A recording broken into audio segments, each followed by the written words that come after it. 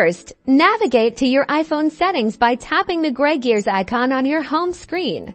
Once in Settings, scroll down and tap on Screen Time. This is where many age-related restrictions are managed. Inside Screen Time, tap on Content and Privacy Restrictions. This section controls the content allowed on your device. Now, enter your Screen Time passcode. If prompted, this prevents unauthorized changes to your settings. Within Content and Privacy Restrictions, tap on Content Restrictions. This is where specific age-related content access is managed.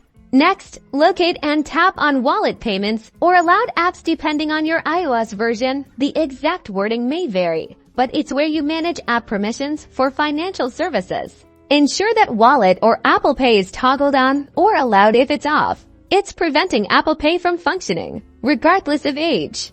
Afterward, go back to the main Content and Privacy Restrictions screen, then tap on Account Changes. Make sure Allow is selected for account changes. If this is restricted, you won't be able to make necessary adjustments to your Apple ID related to payment information. Finally, restart your iPhone. This often refreshes system settings and applies the changes you've made effectively.